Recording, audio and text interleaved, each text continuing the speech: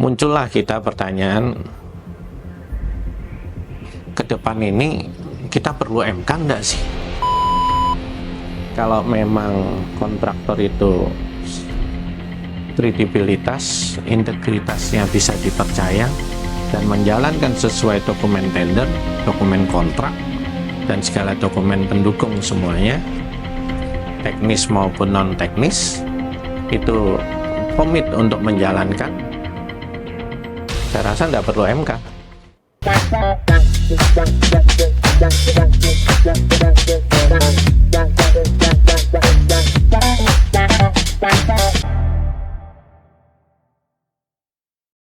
Bismillahirrahmanirrahim. Kita bicara sedikit dari keluh kesah atau teman-teman anggota Himpunan Ahli Manajemen Konstruksi Indonesia. Efisiensi anggaran di beberapa kementerian, efisiensi keputusan, kebijakan atau penganggaran untuk pembangunan fisik atau konstruksi, ini membuat teman-teman anggota HMKI resah. Belum lagi pengalaman tahun lalu dan 2 tahun lalu dan mungkin 3 tahun lalu, posisi manajemen konstruksi baik konsultan, instansi kita bicara, maupun sebagai personil MK, ahli bidang manajemen konstruksi, dengan evaluasi akhir kurang begitu menyenangkan, kurang begitu bagus. Ada beberapa masalah di beberapa proyek dan ada banyak temuan ketidaksesuaian pekerjaan di beberapa proyek juga gitu ya.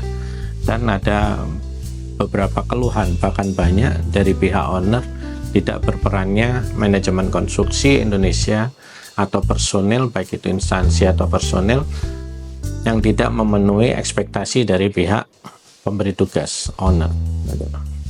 Muncullah kita pertanyaan, ke depan ini kita perlu MK enggak sih, gitu ya?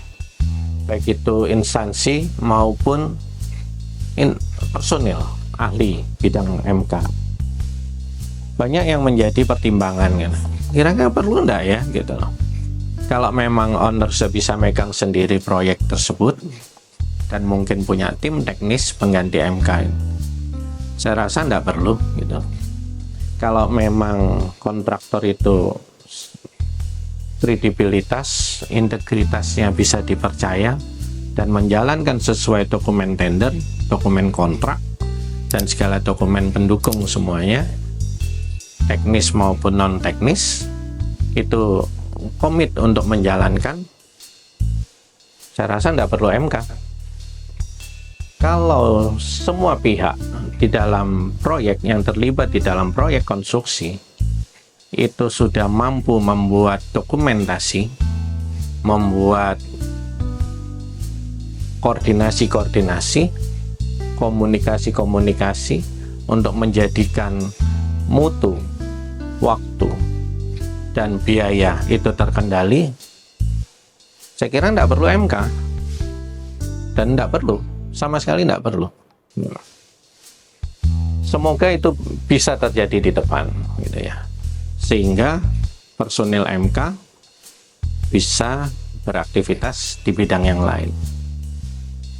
Tapi apa iya? Apa mungkin, gitu ya? Saya rasa tidak mungkin. Karena owner butuh wakil di lapangan.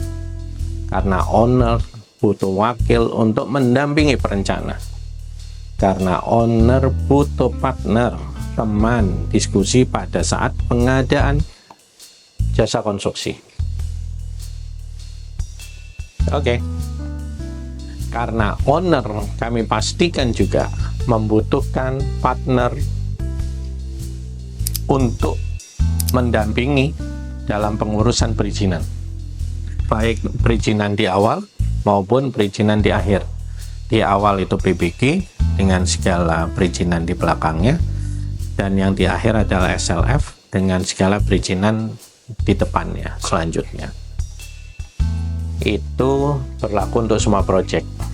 Tapi saat kita bicara project publik, ada peran berikutnya yang terkait posisi MK adalah butuhnya owner untuk memastikan atau quality assurance terkait dokumen-dokumen pada saat project itu menggunakan anggaran APBN, dan dipersilakan dan emang dipersiapkan untuk dilakukan audit atau penilaian dari pihak-pihak lain.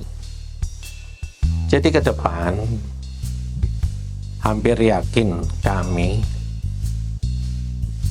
beranggapan atau tetap kukuh di hati kami adalah MK menjadi ujung tombak di suatu proyek. MK dibutuhkan banget untuk sebagai lead di suatu proyek, walaupun itu kecil, kompleks, atau besar. Tinggal bagaimana aturan main itu disesuaikan lagi, dikalibrasi lagi gitu ya, sesuai dengan peran masing-masing,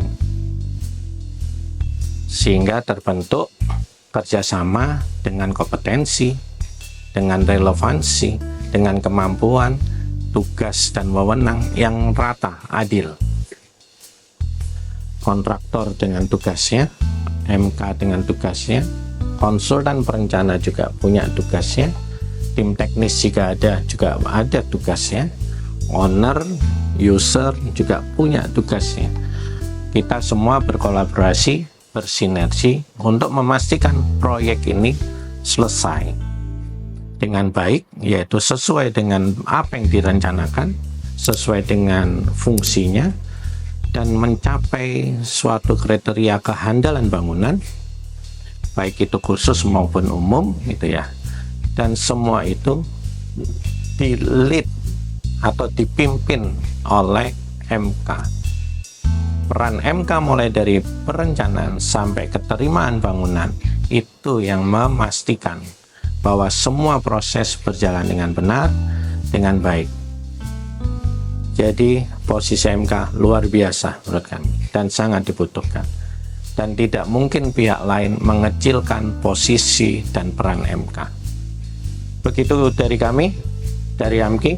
Ini statement permulaan sebelum kita membahas lagi lebih dalam peran-peran MK setiap staging, setiap tahapan, setiap sequencing yang ada di suatu proyek konstruksi. Terima kasih banyak. Assalamualaikum warahmatullahi wabarakatuh. Saya Nana dari AMKI. Wassalam.